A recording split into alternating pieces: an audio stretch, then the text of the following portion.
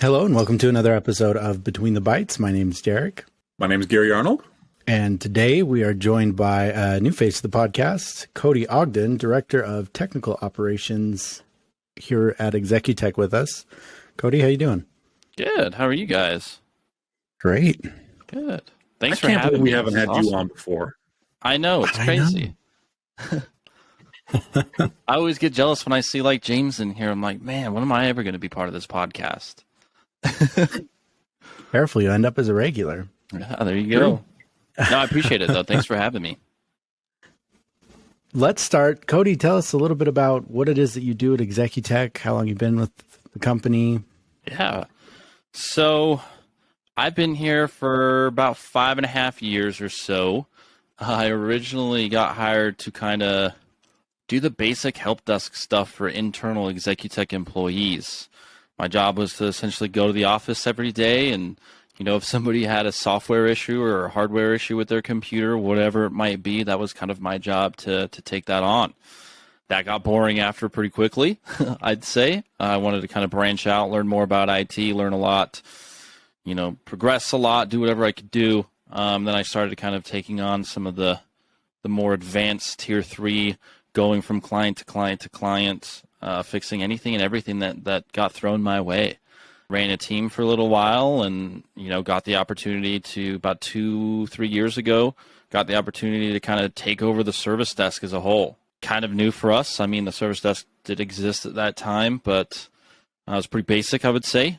And at that point, I kind of took it on and developed a lot in the last 3 years. It's been crazy. But essentially what I do now is I manage a full division of, there's about 14 individuals, some of which that reside overseas, which is super cool. And we manage the basic kind of help desk, service desk, whatever you want to call it, every day, right? So we're doing tickets, phone calls. I got a couple of leads that fall under my stewardship. They're kind of my two right-hand men. They work with me in ensuring that client satisfaction is always good. And most importantly, our employees that work on our teams are satisfied. They have the tools and resources to do their job and always learning and growing. So that's kind of what I do. Just manage all of that, make sure people are happy at the end of the day. Awesome. You are the 24 of the 24/7 support, right? You guys are kind of Correct. the round-the-clock group. Yep, and then that's something that we've pretty much all signed up for here. If you join Executech and are kind of on that technical field, is that full 24/7. But yeah, we have a group of individuals. We call them the After Hours team, and I kind of essentially help with that, manage that, work out some scheduling, and work with other VPs and directors and leads across Executech to make sure that each region and department, whatever you want to call it, is being taken care of on those after hours and ensure that, clients are happy. So it's fun. Very cool. So there's help desks. I think everybody has had experience with some kind of either a call center or a ticket submission, IT support. Either it's internal and inside of a company, or they also have it outsourced through another provider like Executech. What do you think sets, I have some ideas, but what do you think sets Executech's help desk apart from the rest? Because I feel like we are a little unique in a handful of ways. Yeah, no, for sure. We're very unique. I've personally dealt with a lot of help desk in other companies, right? Especially from a technical field. There's a lot of times that I have to reach out to, software companies' help desk or third-party company help desk to fix computers or replace a battery or something like that, right? I'd say the biggest thing that really kind of makes us stand out the most is we're still that people first mentality. It's always been that way ever since I joined 5.5 years ago is, people first, no matter what. That's the employee, the end users, the clients that we're taking care of. We always make sure that we have good people around us. I think that's probably one of the biggest things. And personally, when I look to hire an individual to join the service desk, they could be technical, they could not be technical in some type of way. I mostly look for people that can hold a conversation, right? A normal person who has a good personality. The biggest thing is the eagerness, right? A lot of times if somebody has a good personality and can hold a good conversation with somebody, they're pretty determined, right? They usually have an end goal in mind. They always want to grow and obtain as much knowledge as possible. And as soon as I see that in somebody, as soon as I can have a legitimate conversation and We can branch off in certain areas or kind of just small talk, build that rapport. And you kind of see that they have a drive, they had a motivation for an end goal in some type of way. And that's kind of what really makes us stand out, in my opinion. We're very happy on a daily basis. We're always motivated to want to learn and grow, and we're very, very, very team-oriented.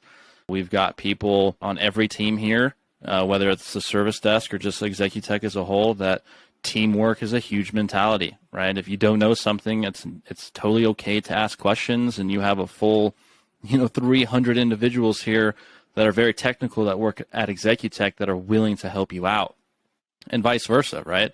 If somebody reaches out to you and asks for your help, you're there to help them. You're there to kind of hold their hand through the process and make sure that they're learning and growing throughout that experience, and at the end goal to finally resolve whatever the issue was that you were dealing with. We're really good at that, especially on the service desk. Always open communication amongst our teams, amongst the division, and willing to help each other out. And that really goes a long way, I'd say. What would you say, Kody, then is the impact that culture and that approach of learning and openness, what impact does that have on the end users that you guys are servicing, on the clients that you're helping? They feel a little bit more trustworthy, I'd say, right? I think internally that builds a lot of confidence. If you don't know something, that's okay, and we teach that constantly. There's always room for improvement. You're always going to grow. You can always ask questions, and you always have a team to back you up, and that's something that the end user kind of feels and understands too, right? If there's an individual who takes on a pretty difficult task, for instance, that individual is going to eventually escalate it and say, hey, I need your help with this.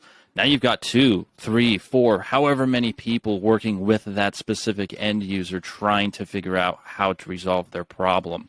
And that goes a long way with end users, right? They see that, it's team building. They're working together to, at the end of the day, make sure I'm happy. And that builds a lot of trust and a lot of confidence in both the end users to reach out to us, right? A lot of times, a lot of help desks, they're like, I don't want to deal with IT. I don't want to deal with help desks. They're going to take too long, or they don't know what they're doing. And when you have that kind of teamwork mentality and people just working together to find a solution, that really helps the end user build that trust and confidence and the want to always reach out to IT if they have a question or an issue or anything, really. So one thing I'm curious about, Kody, and I'm known on the podcast for being the tangent guy. So You're good. You're good. I love it. Bear with me here. But I think for my own purposes, but I think maybe for our audience, it might be interesting. We throw out the terms tier 1, tier 2, tier 3 when referring to our technicians. And that's typically sort of a rough measure of skill level. But maybe outline what the differences are there and why. Yeah. I'd still say it's a pretty gray area when it comes to certain things, right? When you take a look at tier 1, this could be specific things like, hey, I forgot my password, or hey, I need a new user created for our domain, or a new email account created, or even basic troubleshooting, right? Like, hey, my computer, it's blue screening for some reason. Or upgrades, right? If somebody wants to buy a new graphics card, a new piece of RAM, stick of RAM, or something like that, right? That's kind of like your tier 1 individual doing those basic IT requests. Once you start jumping into that tier 2, tier 3, this is the more advanced things, I'd say. This is more security, more networking. Networking is a huge one, especially when it comes to that kind of high advanced tier 3 stuff, right? Like, you start diving into the tier 3 and early tier 2 when you start setting up, in my opinion, virtual machines on a physical server. You start doing the networking side of things where you're setting up site-to-site VPNs. There's a lot of clients that use different things. It could be AWS, could be Azure. Now you got to make those talk, right? How do I make my Azure environment talk with my office here in Utah or New York or wherever, right? Let's say you have multiple offices across the nation. You all have to kind of make that talk amongst each other to be the same domain, same whatever you want to call it. And that's kind of where some of the more advanced things come in of, the security behind the VPN connections, the networking to make them communicate. Sometimes you're dealing with VLANs and DMZs, super advanced technical things when it comes to network switches and different ports and different, networks for phones or Wi-Fi or things like that. And that's kind of where some of the tier 3 comes in. And tier 2 kind of handles, I'd say, a mix of it, right? They handle a lot of the basic tier 1 stuff, but the tier 2 people are handling a little bit more advanced from the tier 1, but also dabbing into the tier 3 stuff and learning while they go because they want to become kind of that tier 3. So a lot of it's a gray area. It kind of just depends. But I mean, that's my spiel on the tier stuff, I'd say. Funny, I feel like the tier 1, 2, and 3 are universal ways to refer to skill level within the IT industry. I don't know if the average person really knows that, but it's what it sounds like. It's not a formal, you know how to do X, therefore you are tier 2. It's more of a gradient, and we just sort of roughly assign it that way. Yeah, to some extent. I mean, you can see what kind of certifications an individual might have. You can see some of the past experience these individuals had, maybe where they came from in the past. And that kind of gives you a basic understanding of kind of what tier level you'd think they'd fall into. I'd say most IT professionals have a really good grasp of the 3 differences, but I'd say each person has kind of a different opinion on it. We like to kind of put people through like a little boot camp where we have like a tier 1 to tier 3 test, and there's, basic things of like, hey, create a new user to, map a network shared drive for this user, or you've got some DNS issues like, hey, you can communicate it by IP address, but you can't communicate it by name, and go into the firewall and block, YouTube or allow this specific port publicly to hit your internal server. Maybe it's a website or something. So kind of ranges all over the place. But yeah, I don't know. It's kind of hard to put an actual.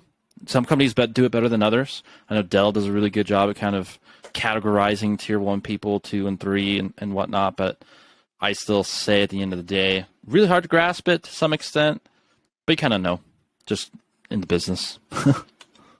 Along those same lines, Kody, I think we wanted to touch on maybe a misunderstanding that's very common internally, externally, with end users, with business leaders. What does a help desk team do? We covered that, I think, a little bit. I think you covered that well. But what does a help desk team not do? And sort of where's the line in the sand of, for example, doing an on-site visit? And maybe walk us through a little bit of those differences there. Yeah, for sure. So people think we do everything. And to some extent, it's true, but it's not true. When I think of help desk, or at least how we present ourselves as help desk, is we're remote first, and we'll find somebody else to go on site. We're also reactive and not proactive, and I think that's a huge miscommunication that a lot of people assume that help desk is doing, especially in a call center, right? We don't really like to use a call center name around here, but it's essentially true, right? We're taking tickets and phone calls all day, and we're doing the basic help desk stuff. And a lot of people assume that we're doing everything, and that could be like, oh, they're going to update the server at nighttime when nobody's working, or they're going to update the firmware on the firewall or something like that. And that's honestly not something that we do. We're reactive, right? We're the first line of defense, and that's what we like to call ourselves to people. When we have a new client come on board or whatever, we tend to tell them like, hey, use the service desk as the first line of defense for anything technology related. That could be, hey, Susan's locked out of her machine, call the service desk and get it unlocked, right? To, hey, I need to find somebody to run some new lines. I need network cables in these offices, or I need to find somebody to mount a TV, right? We encourage our people to reach out to the service desk first and foremost before reaching out to anybody else, because at that point we can get a grasp of what the issue is, what the resolution might be, and then us internally can get the right people involved, right? We have a full networking team. If one of our businesses reaches out and says, hey, we need somebody to come out here and get this done, they come to the service desk first, we'll take it, and then we'll escalate it to the proper team, the networking team or whoever at that point, right? But yeah, I'd say the biggest thing that we don't do is we don't really do a lot of proactive stuff. I know there are some help desks that do. Some after hours kind of are a little bit more proactive because they're looking at a lot of those alerts, trying to fix those alerts for failed backups or possible ransomware or anything like that. And they're being a little bit more proactive. But during like regular business hours and the things that we manage, we're more so reactive because things happen, and things happen quick, and things happen immediately, and people need essentially immediate assistance sometimes, and that's what we're here for. You have senior engineers or on-site consultants or whatever you want to call them, some of those tier 3 individuals, some of those assigned people to that business account consulting with you and your technology needs for a future standpoint. They're implementing projects, moving you from one system to another. Those are the proactive people. Those are the people that you should be consulting with in changing technology or making sure that you're doing technology correctly. We're the people taking care of the fires, right? Things that come up and need immediate assistance. So I think it's an important thing to understand where if anybody, the listeners, and I know I have before, Gary, is currently anybody who has built a department inside of a company, protecting your time becomes vital. And there is always a point of growth where you feel like, as the person trying to build the department, you feel like you're saying no to everyone all the time. But that's what it takes to teach people what it is, what you do and what you don't do to make sure that you can continue to grow. And from a user's perspective, if Kody, your team decided to say, you know what, yeah, we'll do whatever it is that comes through, from a user's perspective, all that looks like is your response times have tripled. Yep. Yeah. So as frustrating as it might be on occasion for users to have to wait for you to escalate that to another department, it's a hell of a lot faster than if your team tried to tackle everything all at once. 100%. Yeah. No, it's funny you bring it up because we've kind of stabbed ourselves in the foot with that many of times, right? We kind of have a hard time telling people no. We have a hard time saying like, hey, unfortunately, this isn't in our scope of work. We have to escalate this to somebody else. We just kind of do it. We say yes to everything. And over the last couple of years, I've noticed that really hurts us from a service desk standpoint because now we're getting, to your point, we're getting all these requests because we've done it in the past. And people assume that like, oh, I can just go back to them and they'll just take care of it, right? So we're learning how to start saying no to certain things and finding the right people to tackle those items. And it's rough, man. Like, it's hard, especially when you've been saying yes to everything for so long. But yeah, no, that's funny you bring it up. I like that. Derik, you brought up a good point. Like, Kody's team is known as a very cohesive, well-oiled machine. And Kody, you, as you mentioned, you kind of built it from scratch. And so I wanted to just get a peek behind your curtain and what is your overall leadership philosophy or management philosophy? How have you made it work from just a managerial standpoint? Good question. People ask me this all the time, and it's just like, you know what? I don't know. I don't really have a full answer for you, but here's a couple, right? It's naturally awesome all the time. What can I say? No, I mean, at the end of the day, the way that I manage my people is, are you getting your job done? Are you meeting your expectations? Are you meeting your minimums that we ask you to do? Are you exceeding them, right? We encourage people to exceed their minimums every which way possible, and we'll help them guide them to exceed their minimums, right? Of course, there are incentives and things like that for, surpassing their minimums and going above and beyond, of course. But at the end of the day, it doesn't really matter what you do as long as you're doing your job and people are happy. And that's a huge mentality that I've always had. It's just like, we work from home. We're chilling here all day, answering calls and tickets, and I've got a TV next to me, and maybe some other people have TVs. And by all means, if you want to watch Netflix throughout your day or whatever, if that helps you go and helps you motivate yourself or whatever, do that. Just make sure you're doing your job, you're doing your minimums, and people are happy, right? I don't want to have a terrible conversation with you. I don't want to have a difficult conversation with a point of contact or an end user because you failed to do something. And I've really encouraged that amongst all of my people. And I'd say the other biggest thing that I've done is just always making sure people are in the know, they're understanding that it is okay to fail. Failure is the biggest thing, in my personal opinion, that you learn from. I love failure because I learned to never do that again, right? There have been many instances when I first started here that I logged into a firewall and accidentally removed every single access rule, and the whole business went down. Like all of their locations, everything went down, and that was a stupid mistake on my part. And they're a $2 billion company. They can't go down like that, right? So I learned from that one failure to never, ever, ever do that ever again, right?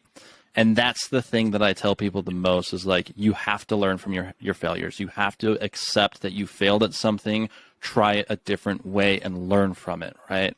And we're all here to help you learn. If you broke something, it's probably still broken as it has been before you broke it even worse, right? You can't do much worse to it if it's already broken. I mean, you could, but it's already broken from the get-go. Let's work together to figure it out, right? And that's been a huge, huge, huge push for people to really outgrow their comfort zone and branch out and take on tickets that really look troublesome and worrisome, right? A lot of people will look at these tickets and be like, I have no idea what I'm doing. I'm going to let somebody else take that on. And that's a bad mentality to have, right? It should be a good mentality to take that as a challenge. And if you fail, it's okay. Grow from it, learn from it, and figure out another way to fix it. And we even have like technical challenges per week is kind of what we call them. I'll find probably some of the most difficult tickets or some of the more challenging things that I see on our ticket board come in, and I'll encourage my individuals like, hey, whoever can figure this out the quickest and the most thorough and can show me the resolution on how they did it, I'll buy you lunch for the day. And that really motivates people to jump out of their comfort zone, understand that it's okay to fail, but also overcome their fear, whatever you want to call that, and figure it out, right? So that would be the biggest thing that I've learned from a leadership and growing from, scratch to where it is today is encourage your people to always exceed and to learn from their failures. That's awesome. Great advice, Kody. And we appreciate that. I also have observed you also have a great mechanism of feedback built into your department. I think both internally from you, but also from your end users. Does that play a factor in engaging success and helping the team? It does. Yeah, we do something called customer satisfaction scores.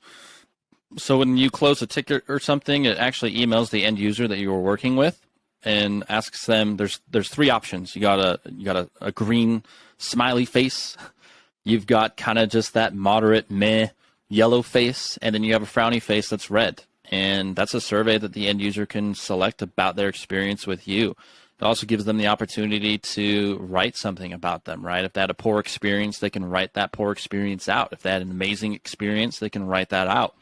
And we get emailed every single time we get one, whether there's a comment left or not. And what we do is take those good things, and we are very transparent, and we shout everybody out in front of everybody, right? Like, hey, for instance, Ross, you got this amazing review. We'll screenshot it, post it in the whole division chat, and we'll all kind of huzzah with each other and congratulate him for the excellent job he did. And on the flip side of that too, if we see a poor review get left, we'll reach out to the end user, find out what was their experience, why was it bad, how can we improve in the future, and then we'll kind of teach and help the individual who got that bad review and see where we as leadership can kind of work with them to improve some of that stuff. So that's constant. We're always seeing that. We're constantly pushing people out or pushing those reviews out to people and really congratulating everybody too. I'd say another big thing when it comes to that, just internal communication or whatever, is we have a mechanism or a system called Park. And we use Park for every single ticket that we address. And this helps with customer satisfaction. This helps with getting good reviews or poor reviews at that too. And what that is you state the problem first. So whatever the problem was that the end user was facing, you state every single action you took to try to fix the issue. If you've tried 3 things, you notate that. If you tried 150 things, you notate that as all of the actions. Then finally, you state the resolution. So you clearly in bold or however you want to go about it, state what the resolution was out of all your actions that you took. And personally, my favorite and the most important is confirmation. You are reaching out to the end user and confirming that the resolution that you just found for them is working before you close a ticket, before you do anything else. You confirm with the end user, the point of contact, whoever, that, hey, I was there to fix your issue. We confirmed with you that it's working. You're good to go. I'll go ahead and archive your case. And that goes a long way when it comes to those good satisfaction scores or shouting people out. A lot of people, I jump into client meetings all the time. They're like, Alex did a really good job at following through until the issue was resolved. And it's awesome. We take that feedback that we receive and spread it amongst our division and create a happy workplace, right? I think that goes a long way with any kind of problem solving is documenting your process afterwards can help you clean your own process up. Just by putting it to paper can shed light on, I should have started with this step and moved this one back. That would have cut back on this much time.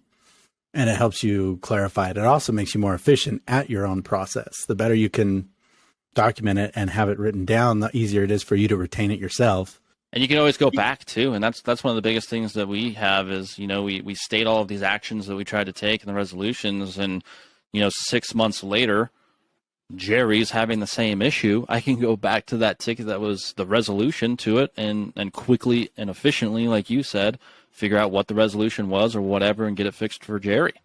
Yep. Yeah, and Kody, just brag for us a little bit. What is your guys' customer satisfaction rating? I would say off the top of my head, we're chilling right at like that 97, 98%. Let me see if I can pull it for the whole year real quick. Wow. And another cool thing that we do too is, like, a lot of times some businesses and companies that have kind of a CSAT are very strict with it.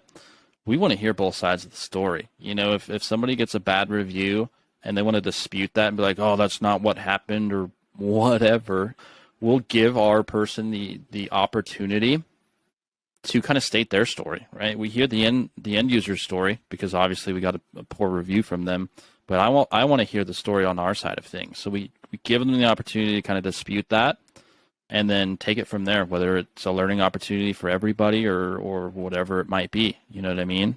Kind of gives them a little bit more confidence, I would say, as far as employee getting a bad review. It's interesting, Kody. I think with help desk and you guys, I don't know if the struggle is the right word, but there's definitely some end user education that has to take place with our clients and with anybody. You need to make sure you're engaging with your IT help in the way that's going to be most effective for both of you. It can't just be the way you want as an end user. You got to fix it my way. No, you need to use the proper channels, and there's a little bit of education, and if even that's as simple as make sure you use the email address or use the ticketing system versus just sending me a text or whatever it may be. But I imagine that's also a small hurdle. Yeah, I'll jump into that. So I pulled the report for the CSATs. We've got 2,947 reviews for the year. Granted, we're almost in December. We're at 99%. So, jeez, yeah, good stuff. Of course, there's a couple, moderate reviews, bad reviews in there, but overall 99% with a 35% response rate, which is relatively decent. Yeah, that is awesome. Excellent. Yeah, to answer your question, there's a bunch of do's and there's a bunch of don'ts, right? From an end user perspective, when reaching out for help, like, hey, I got a technical problem, or maybe just even a question, I'll kind of go over some of the do's and the don'ts real quick. The best thing to do is provide as much information as possible. Are you getting an error, right? If you're getting an error with something, screenshot that and send it to us. The more information we have, the more Googling or whatever we can do to find a resolution for that. So always provide screenshots, always do those type of things. Communicate with us as much as possible too. We'd prefer over communication than no communication at all. If this is something that's been an issue for a long time, why didn't you tell us about it a long time ago? Why did you wait until last minute or wait until dire straits to reach out to us if this is something that's been going on for so long? Communicate. You have to. That's the only way your issue is going to get resolved. And throughout the process, too, communicate with us, right? Like, if it's still happening and occurring, please tell us. We also like to ask if they've troubleshooted things on their own. If you feel comfortable as an end user, you're a little technical or whatever, by all means, give it a shot. Try to troubleshoot it and tell us what you tried to do so we aren't doing double the work. Well, another big thing for everybody, too, is it just you or are there other people having this problem? Ask around. Right? If you can't get into an Excel file, can Liz next to you get into it? Right? Are you the only one having this issue? Is multiple people having this issue? And that helps us out a lot because at that point we can justify, oh, this is a very immediate issue because nobody can get into it or whatever. Or like, hey, this isn't as big of a problem. Yeah, I do understand that you need to get into it, but we have a little bit more time. Let me fix these other fires and emergencies and then I'll get back to you, right? Very important to ask those type of questions. Be patient with us. Not all problems are very easy to fix. There's 15 different ways to fix the same problem. We might have tried 15 of those ways that have worked in the past, and then it's that 16th way that we've never tried before that fixes it for you. So please be patient when we fix something. IT sucks. It does. Technology is terrible. I will admit it. I hate it sometimes. It sucks. It's a lot. So be very patient with us when we're trying to fix something. We're not magicians. We're not wizards. We can't just always fix something in a blink of an eye. It takes us time. So understand that. You've already mentioned this as like text messages or waiting on tickets or whatever.